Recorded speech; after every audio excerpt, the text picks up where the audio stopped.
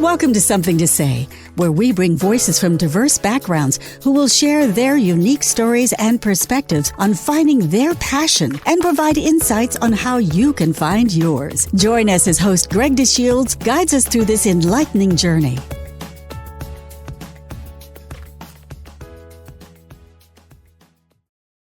Welcome to Something to Say podcast, a platform that amplifies the voices of individuals from various backgrounds, sharing their passion and their aspirations in business.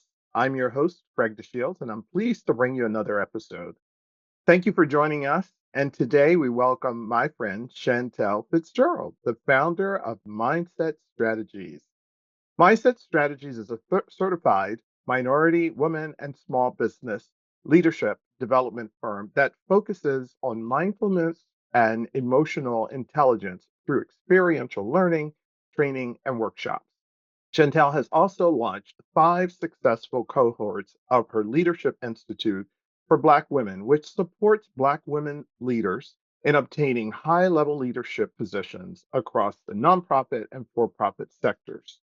Chantelle specializes in helping leaders better understand their own mindset and blind spots in order to lead more effective teams and organizations.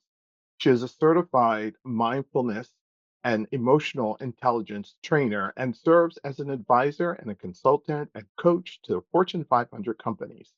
Additionally, Chantelle is an adjunct professor for Duane University, teaching teachers, principals, and administrators how to build mindful classrooms through the practice of mindfulness and emotional intelligence. Chantelle holds a master's in nonprofit NGO leadership from the University of Pennsylvania and a BA in French in secondary certification from Muhlenberg College. Chantelle is a former board member of PHL Diversity Yay and Studio in Kamadi. In her free time, Chantelle loves to travel internationally, enjoying cooking, spending time with her new baby boy, Shane, and her Mhm. partner, Ed. Congratulations on that as well. Thank So, you. welcome, Chantelle. We are thrilled to have you on Something to Say. Thank you so much for having me. I'm so grateful to be here. So, we're excited to have you join us today. And what I think is really important as we really begin our conversation is how we'll take somewhat of a deep dive. And what I've known on your website is that culture change doesn't really happen overnight. And that's such an important part of business today. Your thoughts? Yeah, absolutely. I think, culture change definitely takes time. And it's something that we have to work at and be intentional at consistently on a regular basis. And also check ourselves. I always believe that leadership is something that we train in every single day and we can get better at every single day. And so culture is very similar. What makes up culture is people. What makes up people is and how they behave is our own mindset and our intentionality around creating more cultures that are safe, inclusive, diverse, respectable, and respected, where people respect each other and have civility internally as well. So, yeah, definitely takes a team and commitment and intentionality. Well, I think for so many leaders today, understanding the true impact of culture and the success of their business is key to how they become very competitive and ultimately successful. But I know that Mhm. mindset strategy was really founded in response to your own challenges in the workplace. And I want to take a dive into that, but I think it's more important that we get to know you. And Yes. here at Something to Say, we love to learn a lot more about those who we're interviewing first by providing them some get to know you questions where we get a chance to kind of share some of the insights about you to our audience. So if you're up to it, we have a few icebreaker questions and then we'll tell your story. So are you ready? Yes, let's do it. So the first one is really just centered upon you. What was your favorite childhood memory? Hmm. Yeah, I thought about this and I would say I think one of my favorite childhood memories is usually during the holidays. I think my parents worked really hard to create the holidays, particularly Christmas, a really special time, an exciting time of family and friends. Well, mostly I should say family. Mhm. Um, and yeah, I would say some of my exciting memories is, going downstairs and seeing what Santa Claus brought. And they, made such a big deal out of that. And it was so cool. And, there'd be a little note from Santa and, somebody ate the cookies, and just being like totally thrilled by that, as a child. So I think, my parents did an amazing job in terms of raising us, but also instilling in us a sense of family. And I always just love being with my family during the holidays, and reconnecting with them since actually we live very far apart. My Well, whole family is in different areas. I think they probably wrote the book that you'll follow with Shane in terms of the experiences he'll have as he grows Totally. Yeah. I'm so up. excited to do that for him as well. Yeah. So this is a bit of a shift, but it also is a great insight. So what was your biggest failure and what did you learn from that particular experience?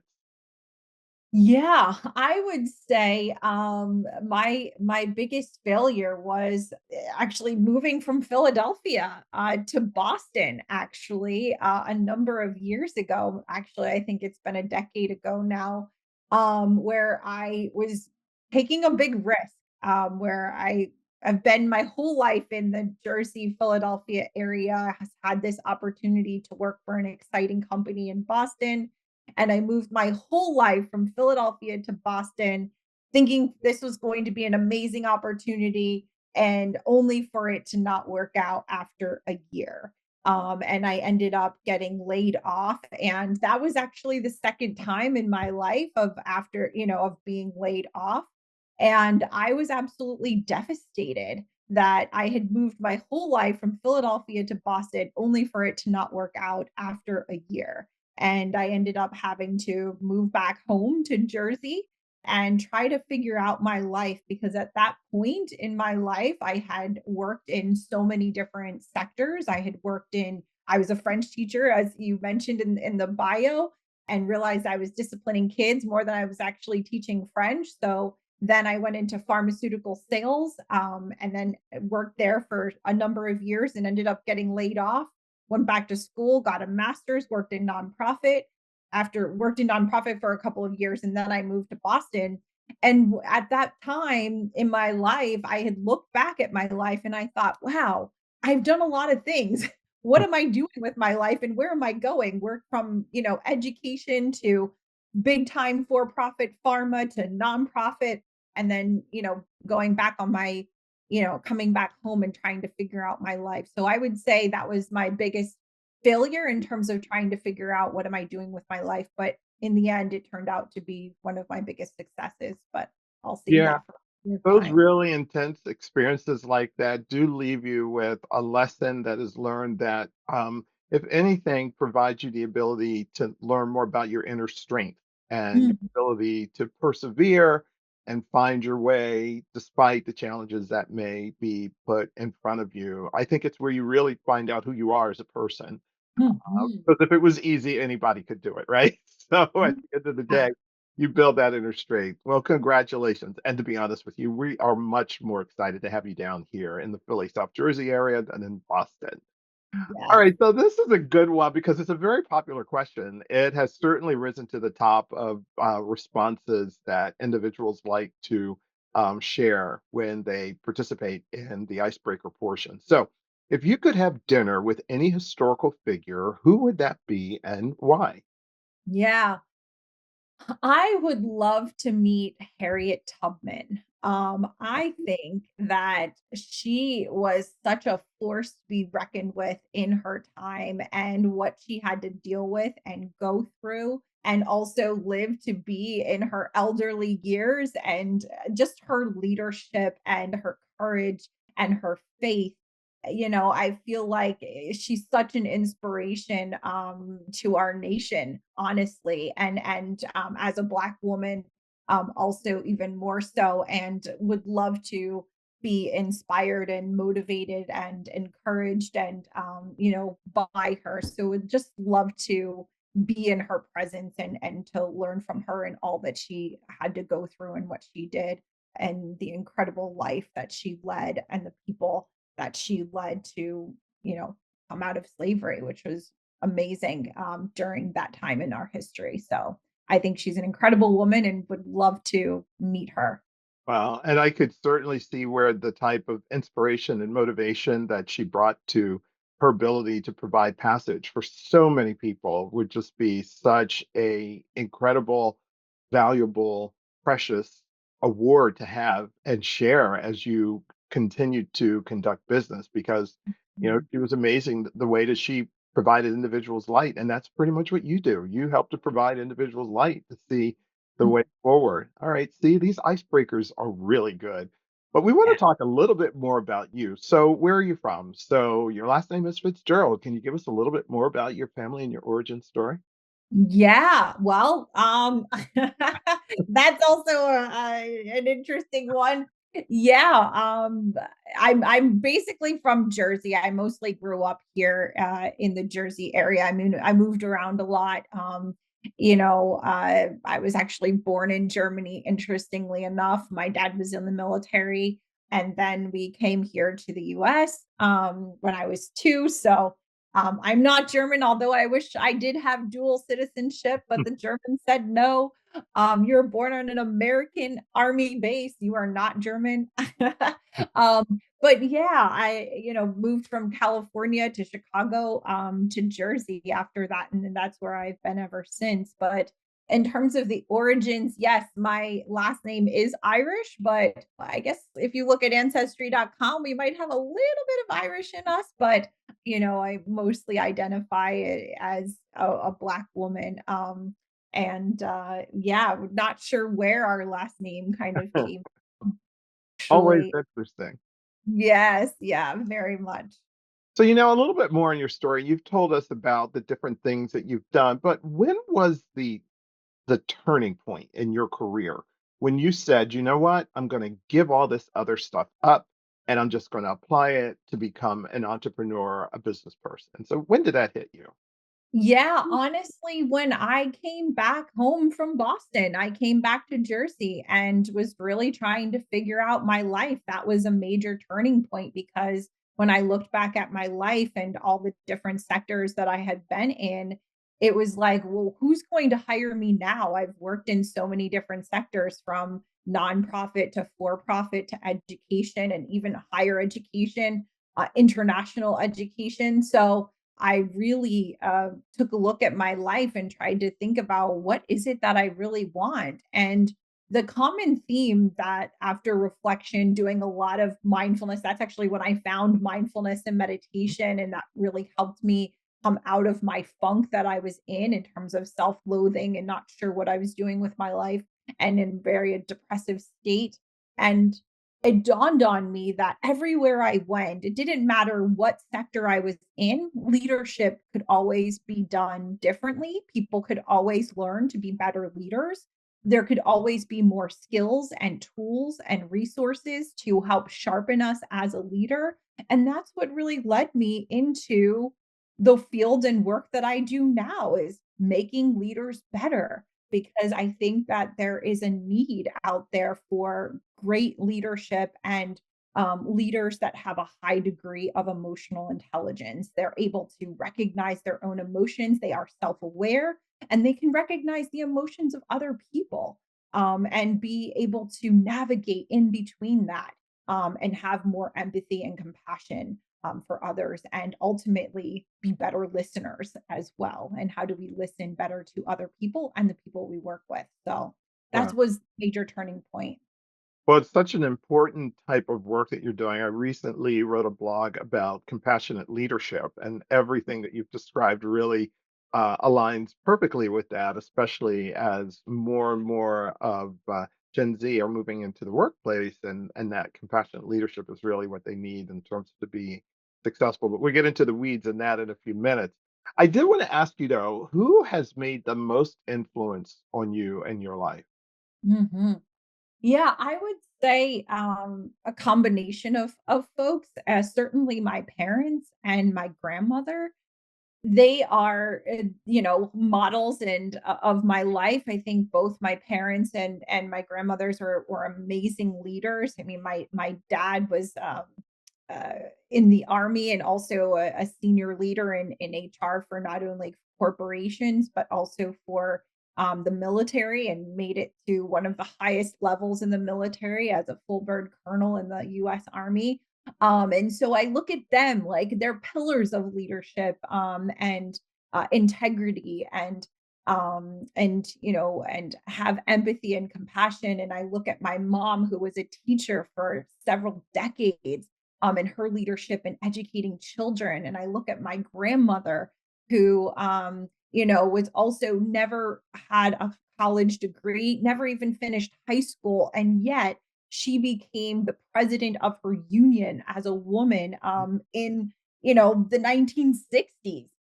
So she was also an incredible leader as well. So I really look towards my parents, my grandmothers, that have really led the way, and admired their leadership, and they led with emotional intelligence, with compassion, with empathy and thoughtfulness as well. So yeah, those have been like the people that have really shaped me, and kind of who I am today and why I do what I do.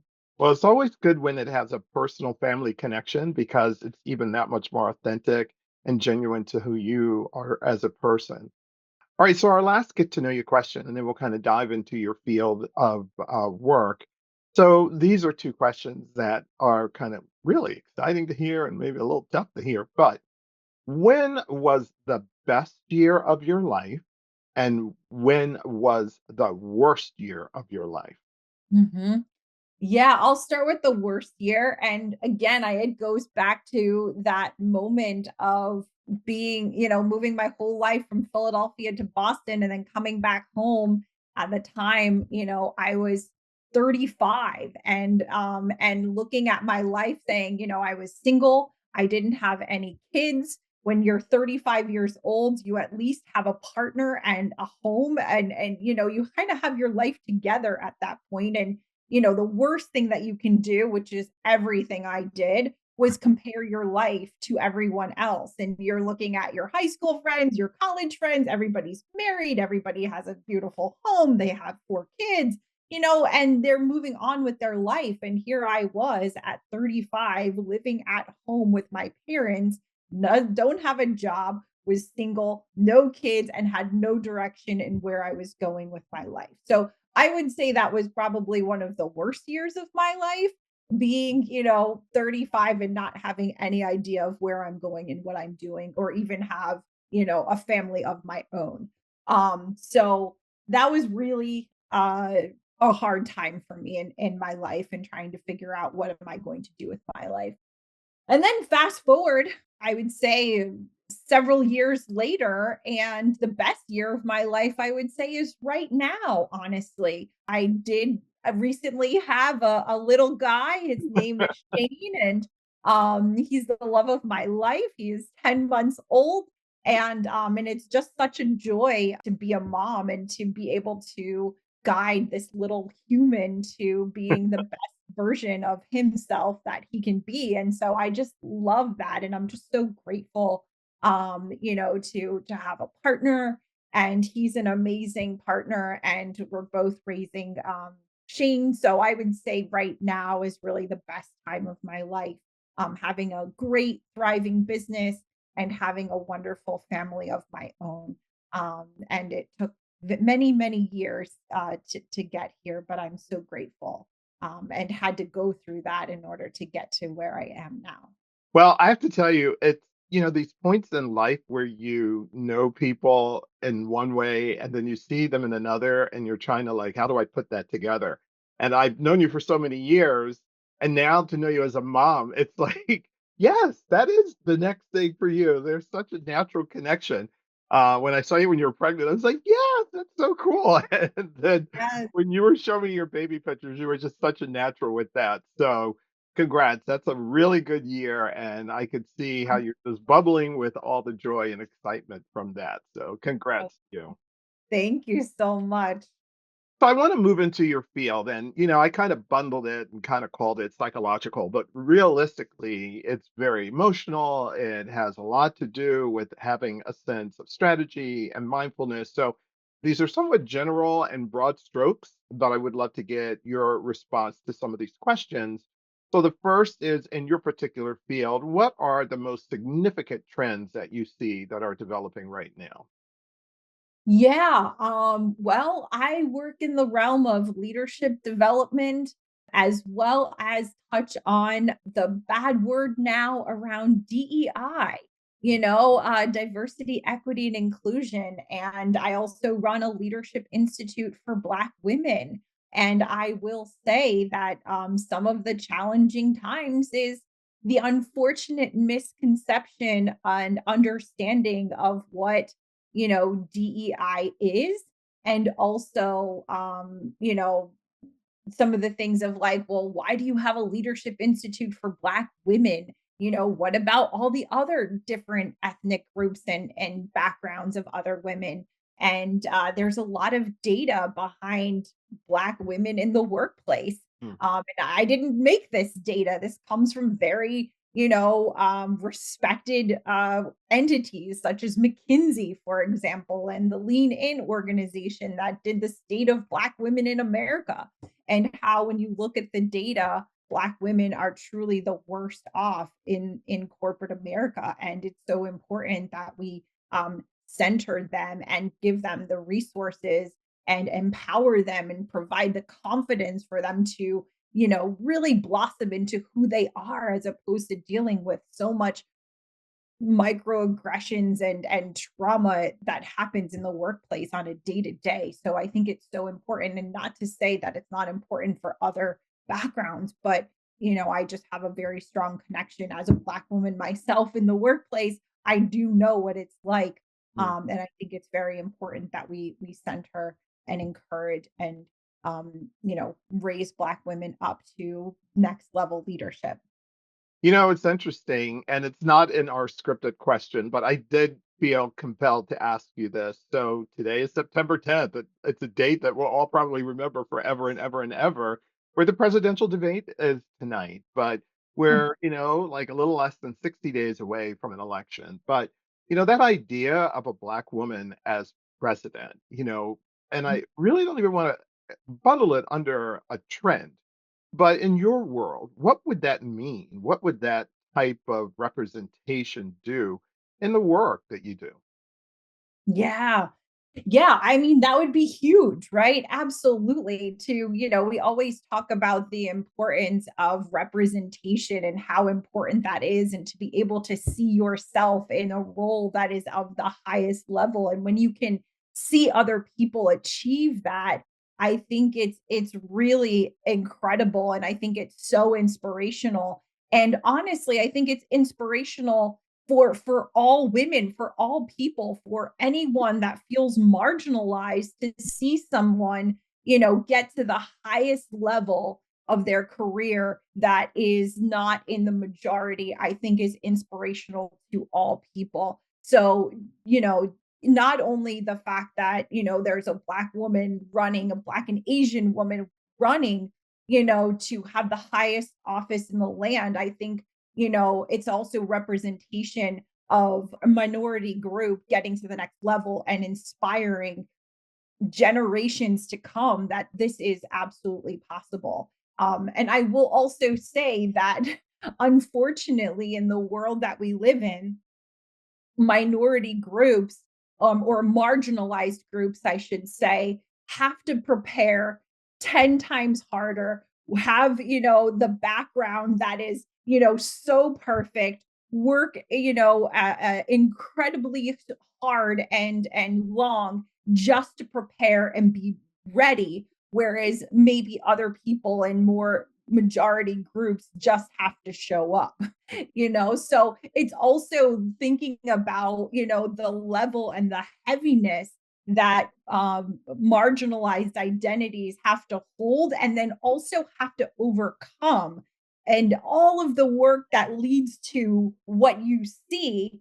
And the long, I think that that's just so powerful, whereas other people in dominant groups don't have as much pressure to have to do more things, if you will. Understood. That makes sense. Very good. So you mentioned the word misconception. So what are some of the common misconceptions, or maybe the most, jarring one that you see in the work that you do that you'd really like to clear up? Yeah. I think one of the major misconceptions is that white men are being tossed aside in the work of DEI. And I feel like there's a lot of misconceptions that white men are feeling attacked, like diversity, equity, and inclusion is somehow an attack on white men. And so it's so interesting because I was doing a leadership development training, and one of the topics happened to be around inclusive leadership. And it was a diverse group of people that we were training, and one of the somebody that identified as a white male spoke up and was like, I know you don't want to hear anything from me, but this is my thoughts on things.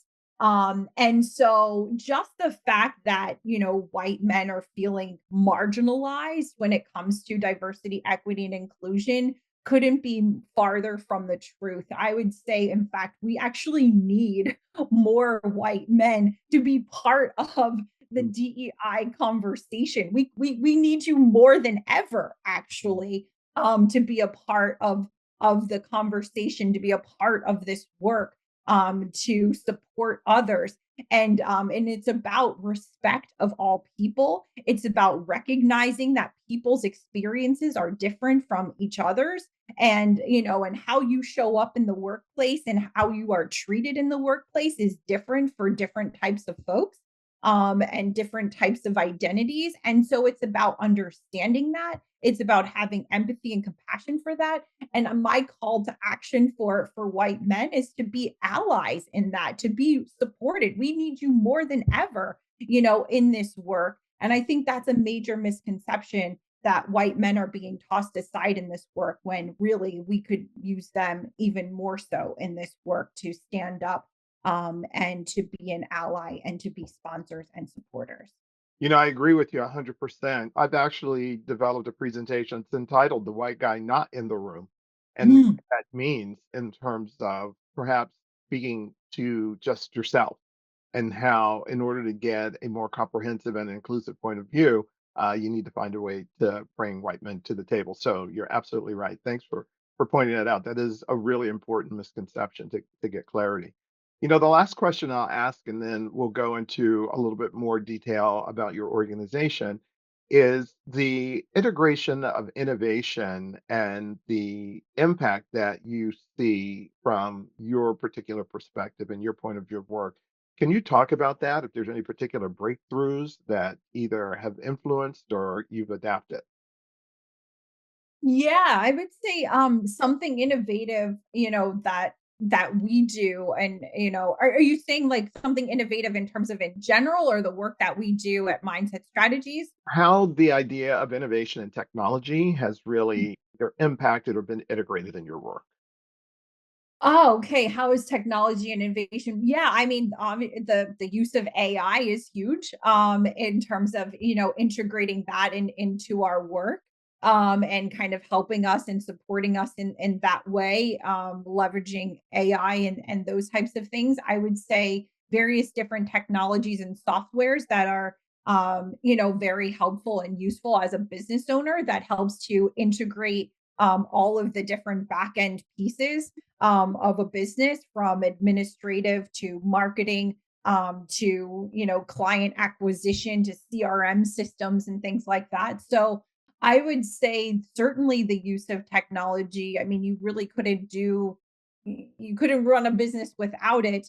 And also where technology is going, it's more of, I think the challenge is staying on top of what the new technologies are, understanding, all the different AI capabilities, from marketing to writing scripts to answering questions to, talking to clients. It's amazing. And it's just about, kind of keeping up with where is technology now, and how do you integrate that into your work to enhance the mission that you are working on, and to help us be better leaders. And again, as I mentioned, leadership is a daily practice. So we're constantly learning how to sharpen ourselves and leverage technology, and to help us be more efficient in how we lead. That idea of really the impact of innovation and technology, from operating a business, is truly part of how you become that more competitive business owner. And it really does allow for you to take a look at what your existing business is and find ways to make it better. And there are more and more resources. I think some of that technology maybe frightened business owners in the beginning, but I think they're beginning to see it helps me to do a whole lot more than perhaps what I would do without it. But I did want to Mhm. move into some of the specific questions as it relates to your organization. So, what are you most proud of as it relates to mindset strategies?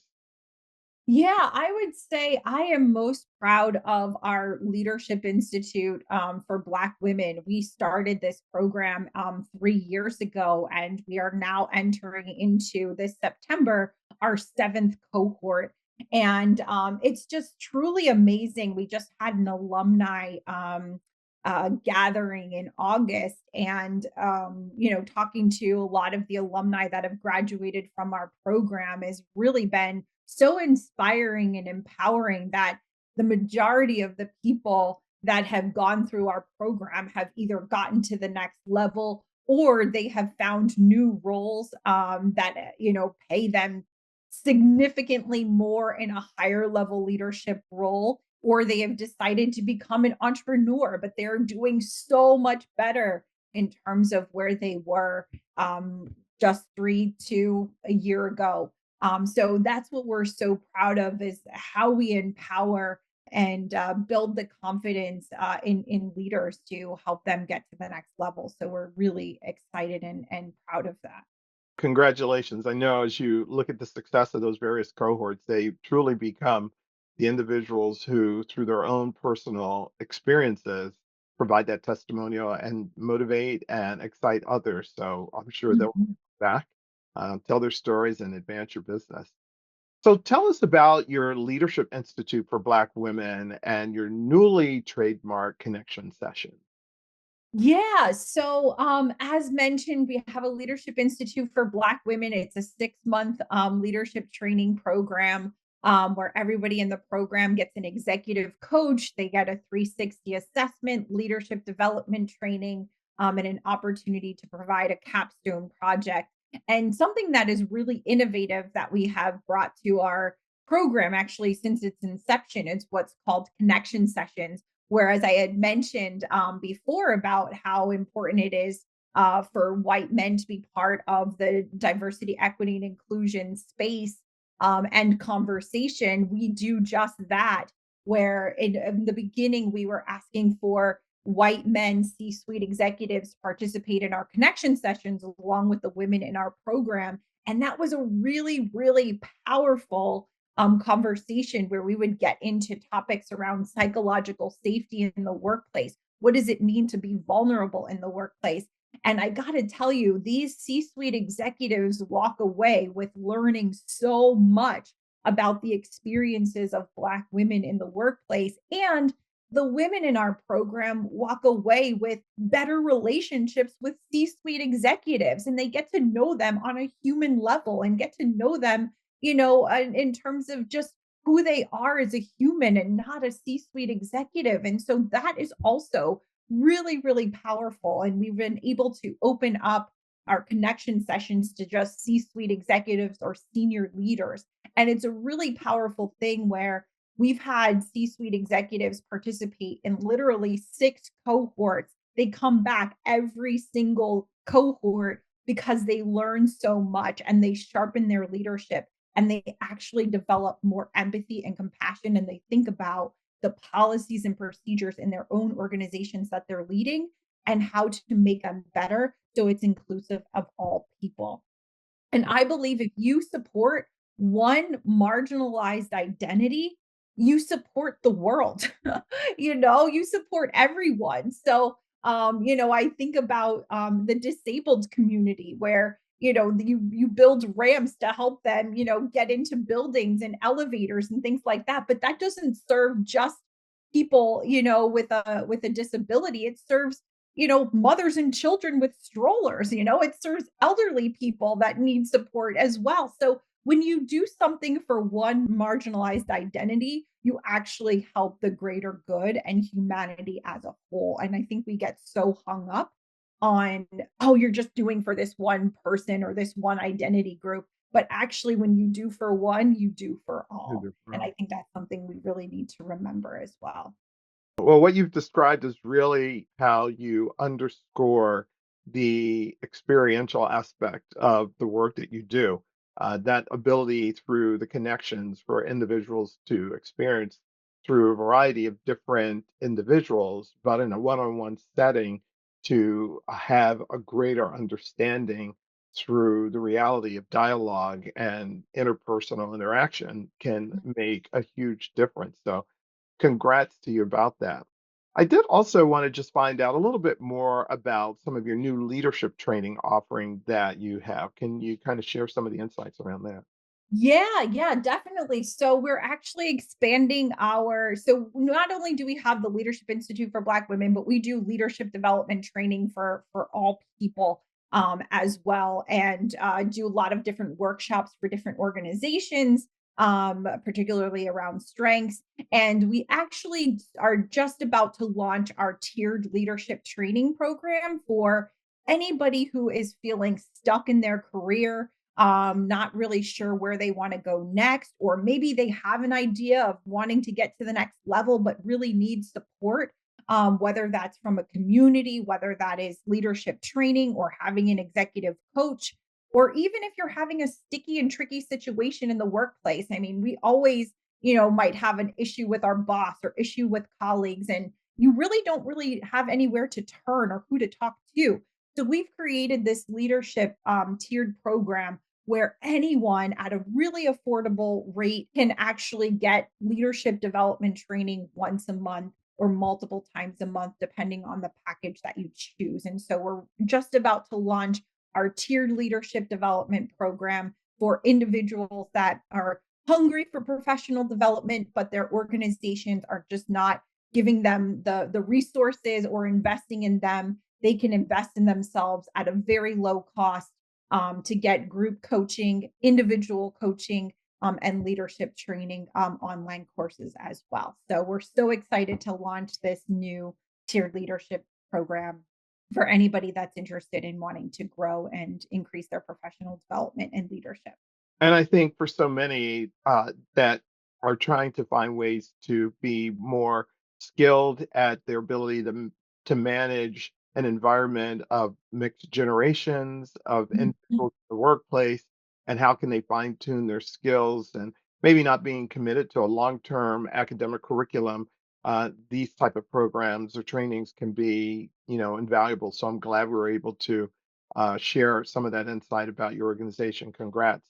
One last question before we kind of move to our last and final question from Something to Say. What new partnerships are you creating?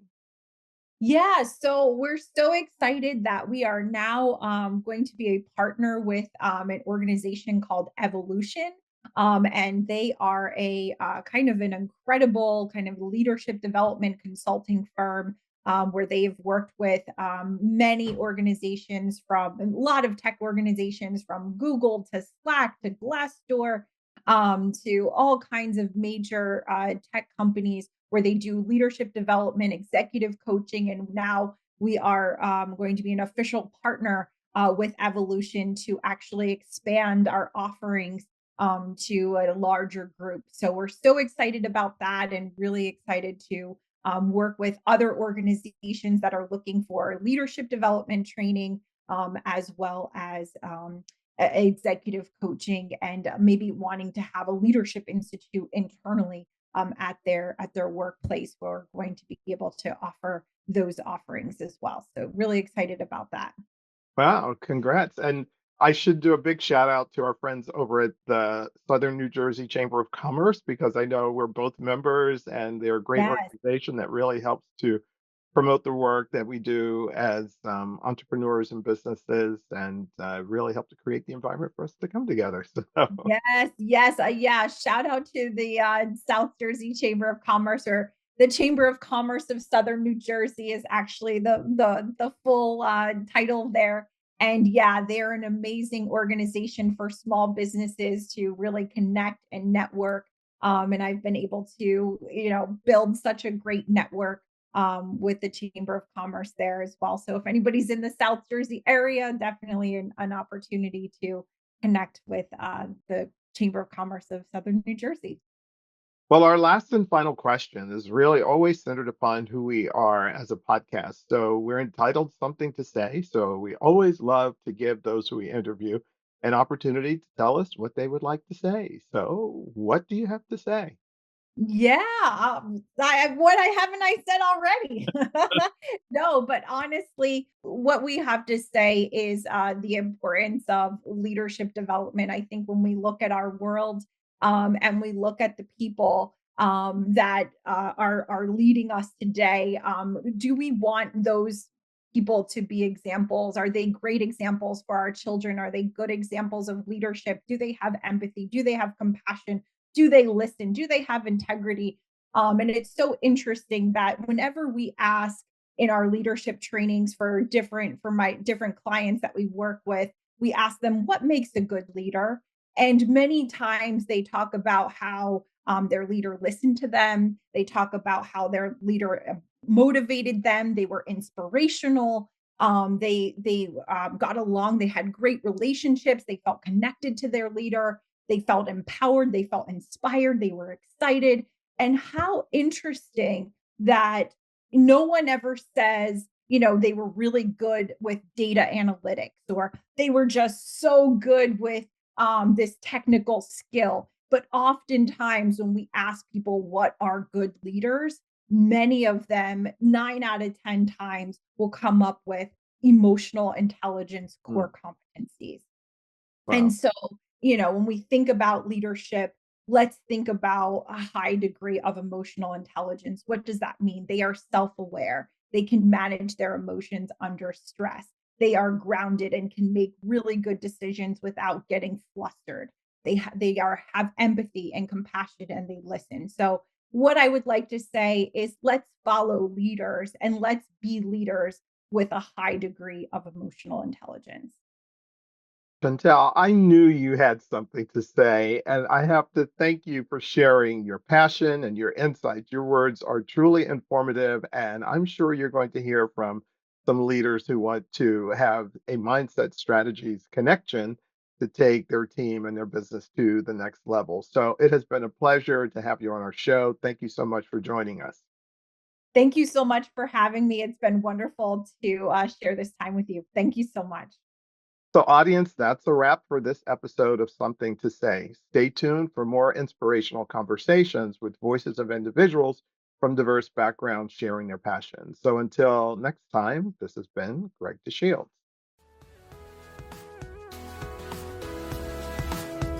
Thank you for tuning in to Something to Say. We trust you found some valuable insights and takeaways that can help you find your passion. Don't miss out on future episodes. Please subscribe, rate, and review us on your preferred platform. We value your feedback and suggestions, so let us know how we can serve you better. Keep the conversation going and stay inspired until we meet again. Take care and happy listening.